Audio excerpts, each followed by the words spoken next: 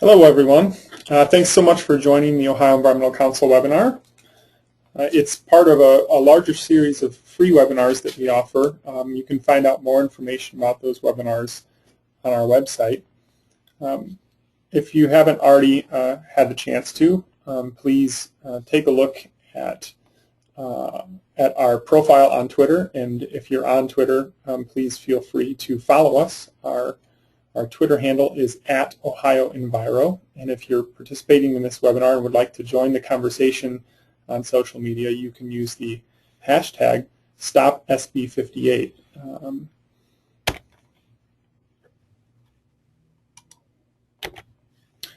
So my name is Brian Kaiser. I'm the Director of Green Jobs and Innovation here at the Ohio Environmental Council, and I'm joined today by my colleague Katie Shanahan. Katie, do you want to go ahead and introduce yourself real quick?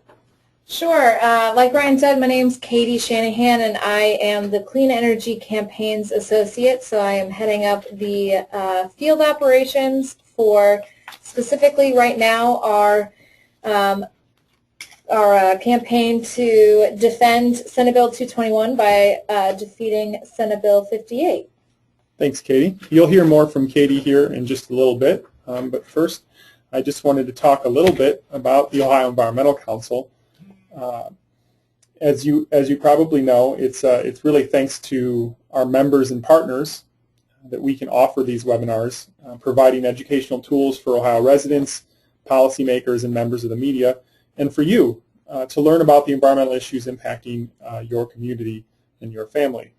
The OEC is a membership organization, and our work is funded by people just like you, Ohioans who care about the health of Ohio's communities and the environment. If you're a current member, thank you for your support.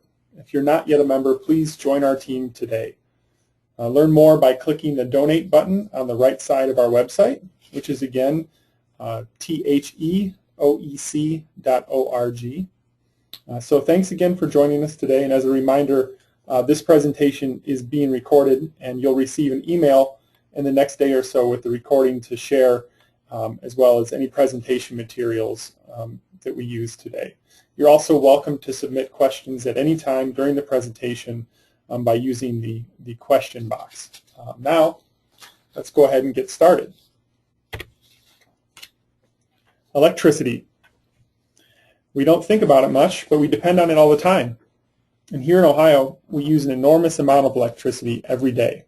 In fact, there are only 17 nations in the entire world that use more electricity annually than we do here in Ohio. It turns on our lights, runs traffic signals, brightens our dark streets, operates our hospitals, and it also provides the foundation for our economy, from energy-intensive heavy industry to distribution and logistics, to retail stores to agriculture and food processing. They all depend on available, reliable, and affordable electricity. And for decades, we really didn't pay attention to the hidden cost of electricity. We knew that Ohio was blessed with enormous amounts of coal, and that coal was the lowest cost way to generate power. It helped to build a strong economy that supported hundreds of thousands of families. It made Ohio a leader in the automotive industry, and in metalworking, in glass production, in distribution, in agriculture, and food processing.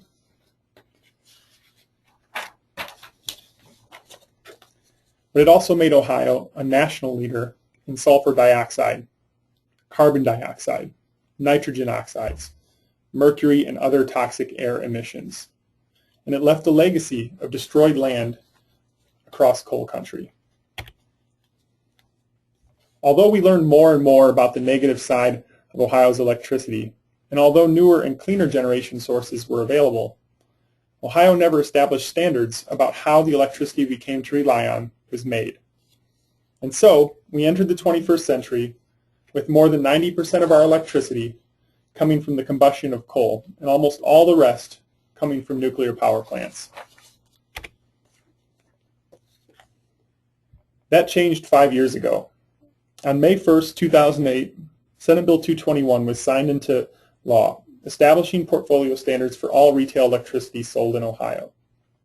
In light of today's constant partisan divides, it's hard to remember that Senate Bill 221 was proposed and signed by Democratic Governor and was passed by a Republican-controlled legislature with only one dissenting vote. You heard that right, folks. Only one vote in opposition to this law. That was possible because it was supported by a broad coalition of Ohioans, manufacturers, organized labor, environmentalists, consumer advocates, community organizations, healthcare institutions, and enterprising clean energy installers and manufacturers. The new law established a set of portfolio standards. The first two are combined in a requirement that by 2025, 25% of electricity must come from alternative generation. Alternative generation includes both renewable energy and advanced energy technologies. Let's talk a little bit about the first portion of the standard, renewable energy. As I mentioned before, the law established standards that required Ohio's electricity providers to get a portion of its electricity from renewable and advanced energy sources by 2025. This forward-thinking policy sought to lay the groundwork for a more diverse energy mix. Additionally, by requiring at least half of the renewable energy to be built right here in the Buckeye State, it created a market for clean energy manufacturers, installers, and entrepreneurs. The law did this through the establishment of annual benchmarks that utilities needed to achieve each year. This common sense policy also recognized that reducing the amount of electricity used through investment in energy efficiency was critical. After all, the cleanest and cheapest energy is the energy you never use. This is achieved by requiring Ohio utilities to help their customers save money by offering energy efficiency programs. These programs can be as simple as rebates for efficient appliances or LED light bulbs, or complex processes to help manufacturers streamline production and reduce waste with state-of-the-art motors and combined heat and power technologies. Each year, utilities are expected to reduce the amount of energy they sell so they reach the cumulative goal of a 22% reduction by 2025. Importantly, by law, these programs that utilities offer must help customers save more money than they cost to operate and implement. So, as we've covered, the goals of Senate Bill 221, also known as Ohio's Clean Energy Law, were to establish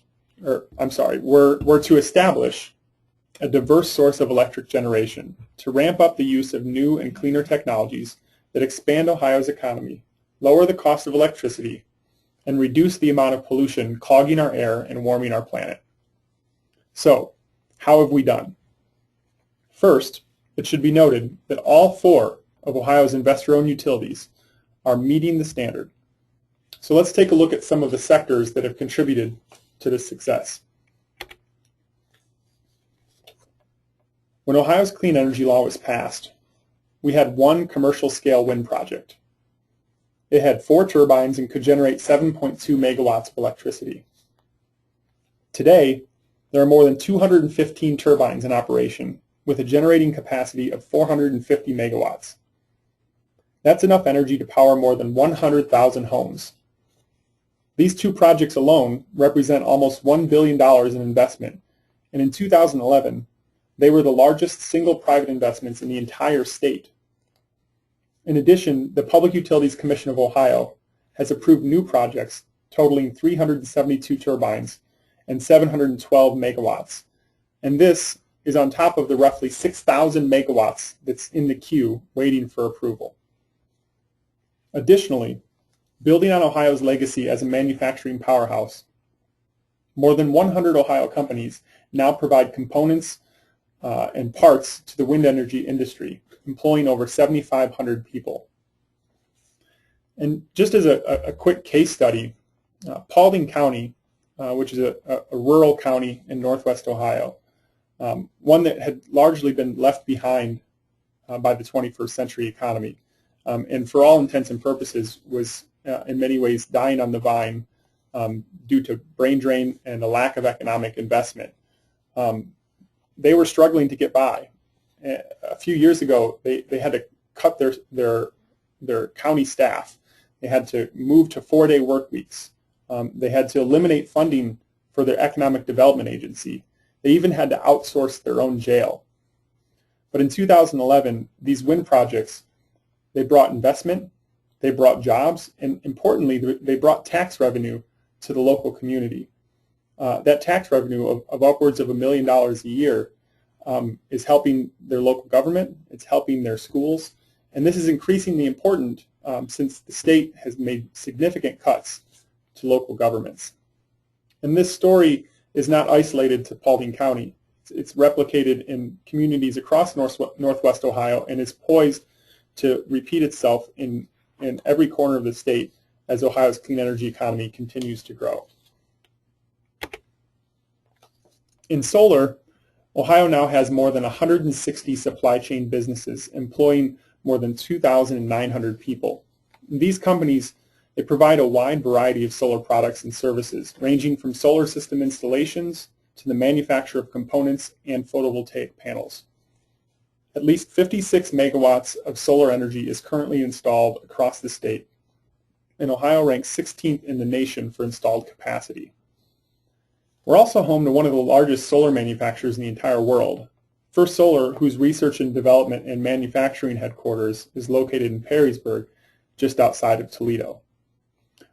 While naysayers will point to companies like Solyndra and suggest that solar energy simply isn't viable, companies like Walgreens have actually installed solar arrays on top of 53 stores in the state. And First Solar, the company I just mentioned, is actually majority owned by the Waltons. The Waltons are the family behind a little store you may have heard of. It's called Walmart. So if solar energy isn't viable, somebody better tell Walgreens and Walmart, because they have a lot riding on its success. But for-profit corporations aren't the only ones investing in solar energy. Take, for instance, the Cincinnati Zoo, which is pictured here. They installed a solar array over their parking lot. It's called a solar canopy. This project was pretty innovative, and as a matter of fact, to this day, it is larger than any solar array at any zoo. As a matter of fact, it's larger than every solar array at every zoo in the country combined. That's just a sample of the kind of leadership that this law has allowed Ohio to demonstrate. And while wind energy and solar panels get all the headlines, arguably the most successful provision in Ohio's clean energy law was the energy efficiency requirement. Due to the energy efficiency standards, Ohio has now saved over 3 million megawatt hours of electricity. And according to a report from Advanced Energy Economy Ohio, the sector employs almost 10,000 people and contributes $2.1 billion in annual sales to our economy. The bottom line is simple. For every dollar invested in energy efficiency, customers are saving 3. And these programs are on track to save Ohioans more than $5 billion in the next 7 years. But these standards are under attack. Late last year, there was an attempt by First Energy, the large investor-owned utility up in northern Ohio. This attack that First Energy led was aimed at rolling back Ohio's energy efficiency standard during the lame duck period of legislature. While the effort was defeated at the time, they vowed to return the following spring, and that's exactly what they did. With a small army of lobbyists and the aid of the chairman of the Senate Public Utilities Committee, the Ohio Senate took up Senate Bill 58, sponsored by Senator Bill Seitz, a Republican from Cincinnati and a leading member of the ultra-conservative American Legislative Exchange Council, also known as ALEC. The bill would drastically alter Ohio's clean energy standard, halting the progress we've made and moving us in the wrong direction. Ohio Advanced Energy Economy, a trade group for local clean energy businesses, said that Senate Bill 58 is akin to pulling the rug out from under the feet of businesses who were greeted with a welcome mat just 5 years ago. Those businesses, which reciprocated this welcoming mat with billions of dollars of investment and thousands of jobs, are now wondering what to do next and whether Ohio is the place to invest additional dollars and create additional jobs. Senator Seitz has tried to frame this bill, Senate Bill 58, as kind of a simple check-in, an update, if you will, 5 years after the bill was passed. On the surface, that sounds reasonable enough, except it hides several key facts. The first being that the bill was just reviewed and updated last year. In addition, while Senator Seitz would like to be seen as a reasonable legislator without an agenda, even he can't keep his biases and ties to fossil fuel-backed special interest groups hidden for long. Earlier this year, he compared Ohio's clean energy laws to Stalin's 5-year plan, and during recent hearings, he's made several references to, quote, Mother Russia when describing Ohio's bipartisan and common sense energy policies. His cynical attack on these laws is a stain on the bipartisan legacy of Ohio's clean energy policy. It's a threat to our economic competitiveness and a blatant handout to utilities like First Energy.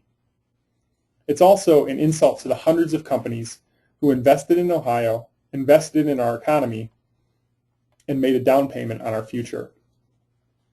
The bill itself has countless provisions whose problems are almost too numerous to list, but I would like to draw your attention to a few of the more severe pieces and their potential implications. First, Senate Bill 58 would get rid of the requirement that at least half of these clean energy projects be developed within the state of Ohio. This would have profound implications for projects like the ones that I had already mentioned, as well as the dozens and even hundreds of projects that are in the queue working through various legal and real estate kind of components that are set to go and in the works and would essentially be axed if this bill moves forward. Additionally, this bill would allow large industrial customers to essentially opt out of having to comply with the standard. These customers are large manufacturers. They are big electricity users, and allowing them to no longer have to comply with the standard would have profound impacts on our environment, on our air, and it would also limit the amount of opportunity to save energy and save money for customers across the state of Ohio. Additionally, the types of changes in the wording in the bill itself renders the definition of energy efficiency essentially meaningless.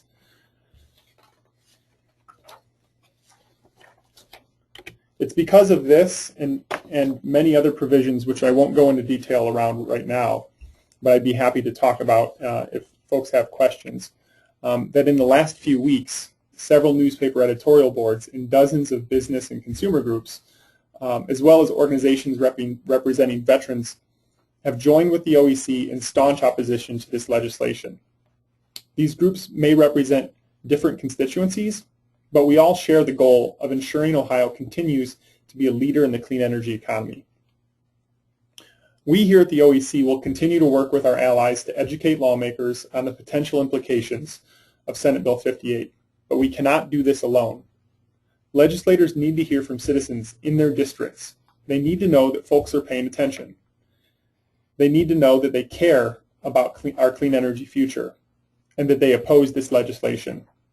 So here to talk a little bit more about how you can get involved and why that's so important is my colleague, Katie Shanahan. Thanks, Brian, and thanks again, everyone, for joining us for this little debrief about where we've come in the last 5 years and how that can essentially be reversed if SB 58 goes into effect.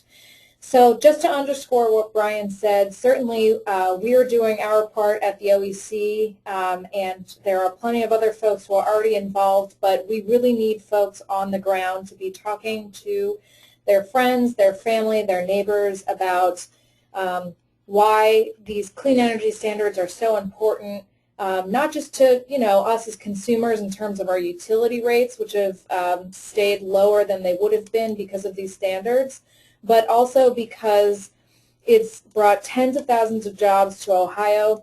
It's brought billions of dollars of investments to the state, and it's kept us really competitive in a growing job market that could really secure our place as a leader in the green job market. So how can you get involved? The first thing that we're trying to do is a real mobilization effort of folks who we know in our network, and voters in general in Ohio. So the first thing you can do is you can write a letter to your legislator and tell him or her why you think Ohio's clean energy standards are so important, why you understand how much help they've given Ohio, not just economically, but in terms of the environment, and say that you really hope that they oppose Senate Bill 58 and that they stand up for Ohio's energy standards and keep them intact. The other thing that you can do is submit a letter to the editor to your local newspapers. We've had a couple of really great letters to the editor that have been written opposing Senate Bill 58, but hearing from folks like you is just essentially important. So, certainly writing one letter to your legislator has a great impact, but you can broaden that impact by writing a letter to the editor so that multiple readers are getting your message. The other way that you can really broaden your impact is by doing things like hosting a house party. So you can invite, 10 or 15 of your friends and neighbors over to your house. We can set up someone to come and give a little debrief, just like Brian gave with a short description of what the clean energy standards currently are and what Senate Bill 58 would do to those if it were to go into effect. And at that house party, you can have folks write their own letters to your legislators. You can call your legislators and leave a message about what you think. Or you can have them submit letters to the editor right there. And in one event, you can expand your effect and have 20 or 30 pieces of contact that you're getting out to folks around you and to your legislators. The other two things that you can do specifically with the OEC and what we're doing on the ground is really working to get folks plugged in to make phone calls and to do door-to-door canvassing. So these phone calls and door-to-door canvasses, we have them in targeted districts. Since the bill is still in front of the Public Utilities Committee in the Senate, the majority of our targets are senators, although we also have House representatives who we think will be influential if it goes over to the House, or even now to talk to their colleagues over in the Senate. And we can tailor these phone calls if you'd like to make them so that you're calling folks who are in your specific district, so that you can say, I live down the street from you, and this is what it's done for us. This is what, this is why Senate Bill 58 would hurt us, both small scale and large scale. We do the door-to-door canvasses every weekend. This weekend, for instance, we have canvasses in Cleveland and Cincinnati on Saturday and in Columbus on Sunday. And what these do is it allows us to get face-to-face contact. It puts a face on the campaign. Folks have been insanely receptive to our message on the doors, and we've had a really great return rate on the number of conversations that we're having on the door and the number of letters that we're getting folks to write right on their doorsteps to their senators and representatives. So just to give you a quick overview, so far in our efforts, we've knocked on over 800 doors, and we've talked to over 200 people. And combined with both our canvases and different community tabling events that we've attended, we've collected nearly 650 letters to both Governor Kasich and to legislators across the state. And to think that that was all done by maybe 10 or 12 staff members and volunteers. It's an incredible amount of work that we've done, but it's also incredible to think how much we can improve that number by getting folks like you involved on the ground. Just to go over what's coming up in the past and how you can get involved, if you'd like to write a letter, feel free to get in touch with me if you need some talking points, or if you need some help in figuring out what you should say in these letters, and submit it to your legislators. Submit a letter to the editor to your local newspapers, just giving a short little overview about why you think that Senate Bill 58 shouldn't go into place. And if you have any questions, we have a really great spreadsheet that has a whole bunch of local newspapers and information about how to submit letters to the editor if you have any questions. Come to one of our door-to-door canvases. This weekend, like I said, we're going to be in both Cleveland and Cincinnati on Saturday. That's the 26th. And then this Sunday on the 27th, we'll be in Columbus. So if you're interested in getting out there, it should be a fairly good weekend weather-wise, maybe a little chilly, but it's great exercise. It's great to get out there and talk to people, and we use targeted lists. So you'll be talking to folks who more than likely support what we're out there talking about, and we've gotten a really great response on the doors from our past canvases. If you'd like to make phone calls with us, you can call any day. We'll make a list for you, and we'll make it local to your district so you can talk to folks who live close to you and who share the same issues in terms of how specifically the energy standards have helped your community and how Senate Bill 58 would hurt your community. And if you're interested in hosting a house party, invite some of your friends and neighbors over and send in letters or submit letters to the editor right there. So if you're interested in getting involved, I can't stress enough how important it is to have more folks on the ground talking to their friends and neighbors. My email and phone number are on the screen, but my cell phone number is area code 614-702-7080, or you can reach me by email at kshanahan@boec.org. So thanks again for getting online and talking to us. And I can't underscore how important it is to get our members and to get your networks involved. So if you have folks who you know are interested, or if you yourself are interested, feel free to get in touch with me. We'd love to have you on board. Great, thanks, Katie.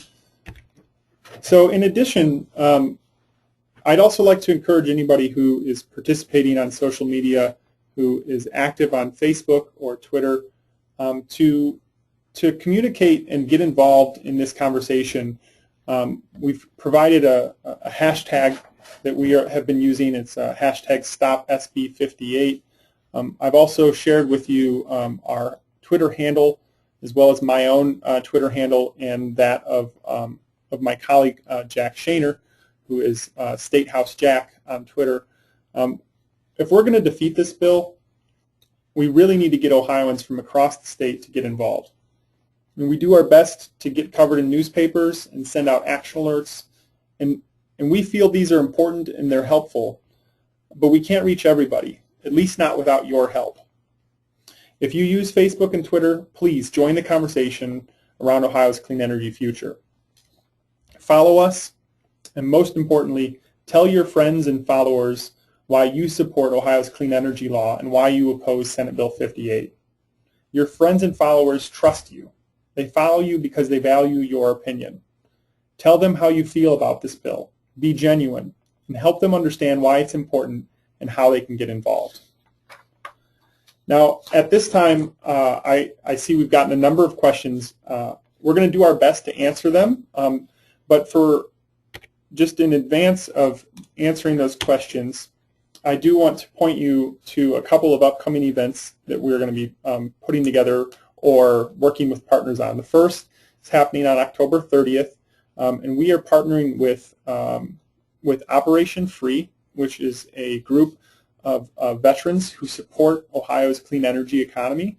They're going to be holding a training and advocacy day down here in Columbus, and eventually they'll be actually working with and talking to members of the legislature.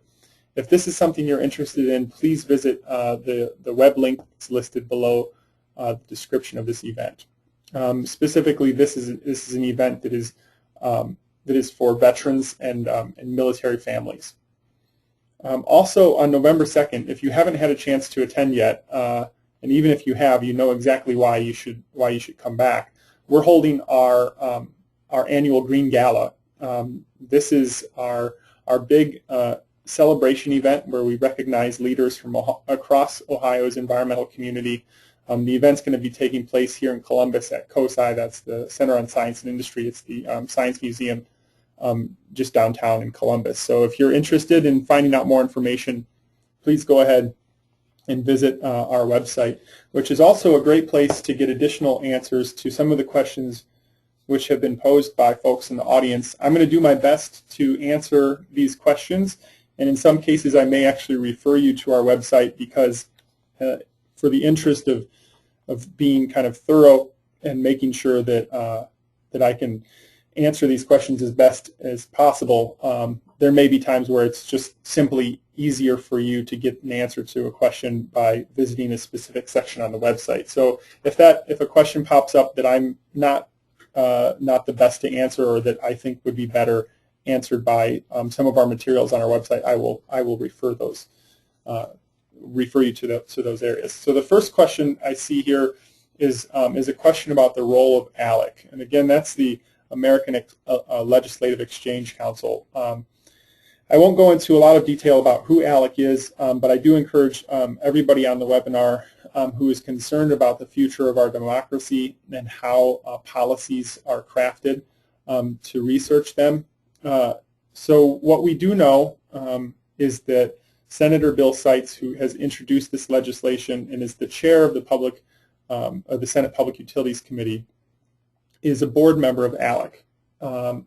And we also know that Senator Chris Jordan, who is also a member of ALEC, has introduced model legislation that ALEC has put together for 2 consecutive years now. This model legislation would literally repeal the entire renewable portfolio standard. It doesn't even make any effort at disguising it as anything other than just repealing the clean energy standard.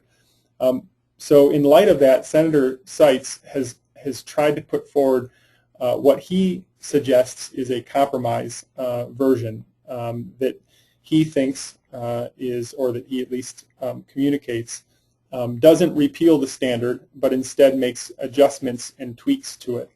The problem with that assessment is that, one, the full repeal never had any actual chance of passing, because even even the current crop of lawmakers knows that while they may have concerns with bits and pieces of Ohio's clean energy law, on a whole, it's good public policy. Again, it was the kind of public policy that was passed almost unanimously, 128-1 back in 2008. So the role of ALEC in this is it can't be you can't separate the role of ALEC from this legislation, but interestingly, it's not just ALEC that's pushing this, and they aren't necessarily the key and sole drivers of this. Just as involved in this effort, if not more, are companies like First Energy, who has fought this policy almost every year since it was passed. And so it's important that we are aware of the role that ALEC plays in this, but not to overshadow the responsibility that other companies and that individual lawmakers have in this bill, and what we hope eventually will be its defeat. So please take a look online at ALEC. That's ALEC. It's also that's the shorter version of their full name, which is the American Legislative Exchange Council. And I hope that I was able to answer that question. I also see a question here asking about how the legislation changes the definition of energy efficiency. And without getting into the weeds too much on exactly how they do that, I'll point to just a couple pieces, and then I'll refer folks who have additional questions around that to our website. If you go to our website, there's a section for legislation, I believe. Underneath that, there should be a kind of a current legislation, and you can click on that, and it will show information about Senate Bill 58, as well as a link to our testimony. In our testimony, we literally went through the bill basically line by line and pointed out what we saw as the problems with it. But in response to the question around how the bill changes the definition of energy efficiency, essentially it does a couple things. One, it changes kind of what does and does not qualify as energy efficiency. Among the pieces that it would allow to qualify that have not and currently do not would be kind of everyday upgrades that utilities have already done in the name of business. These are upgrades that they have to do. These are upgrades that in many cases have already been paid for by ratepayers like us. And by changing this definition the way that they have in Senate Bill 58, it would essentially allow these utilities to double count and to count these improvements that they were already going to do and in many cases already have done. So I will refer folks to the testimony that we delivered earlier this month for more information about exactly how it does that, mostly because it gets pretty technical, and for some folks on the call that may not be really what they were hoping for in this conversation. And just for what it's worth, my hope was to provide kind of a 30,000-foot level overview of what's happening here and give folks an opportunity to find more information and then get more involved. So if I don't go into the kind of detail that you were hoping, my apologies, but fortunately we can connect you through our website and through other resources with the kind of information that you need. And I'm happy to follow up with folks after the call, or I'm sorry, after the webinar, if you have additional questions or aren't quite able to access the information that I point you to. So another question that I see here is somebody asking whether the dispatch, the Columbus dispatch, has taken a position on this yet. And I can say that while their news division has covered the legislation and has covered the proceedings around it, their editorial board has yet to take a position on the bill. So what I would encourage, and what I'm sure Katie would encourage as well, is that citizens and specifically subscribers of the Columbus Dispatch should write letters to the editor and talk about why they care about Ohio's Clean Energy Standard and why Senate Bill 58 is a bad deal for Ohioans. That's one of the most effective ways to get a newspaper to pay attention to a particular piece of legislation and to kind of force their hand on taking a position. If they start getting dozens and dozens of letters from subscribers telling them that this is something that is important and that they should be more engaged on, then they will be. So looking through here, I see a couple other questions. There's a question about whether there is a similar piece of legislation that has been introduced in the House. And as a matter of fact, just last week, I believe we received word that there is companion legislation in the House. I'm trying to remember. Katie, do you remember the name of that legislation? It's House Bill 302? Yeah. So my apologies. I think it was just Friday that the companion legislation was introduced. We are expecting a hearing on that legislation in the House Public Utilities Committee on Wednesday. I think Katie and I both think that it's House Bill 302. My apologies if that is not the name of the legislation, but I'm pretty or the number of the legislation, but I'm pretty sure that it is. So hopefully that answers that question. I also see another question here.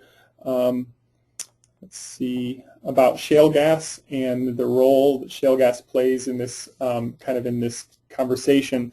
So, for what it's worth, there are complicated conversations that are taking place around, and these are in many ways kind of separate conversations around how shale gas should be regulated, how fracking should be monitored, and what control communities and individual citizens should have in that process.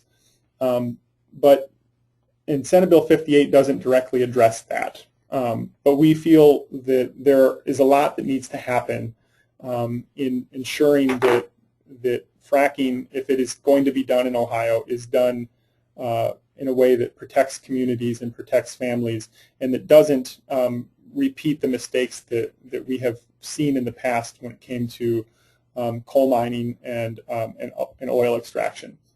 With that said, there is a lot of talk in the State House about, and this is something that's really quite frustrating.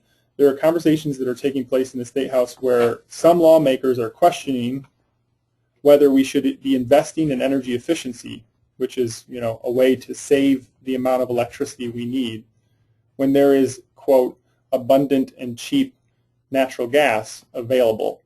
Their argument is that, hey, if we have all this natural gas and it's right here in our backyard, why would we be trying to save energy? We should be using as much as we can because that creates jobs here in our community.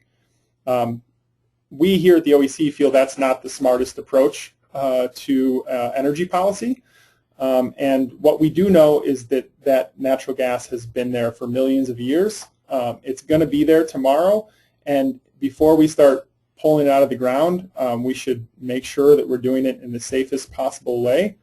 And we should also make sure that we are doing everything we can to access cheap and affordable energy, or to reduce the amount of energy that we need.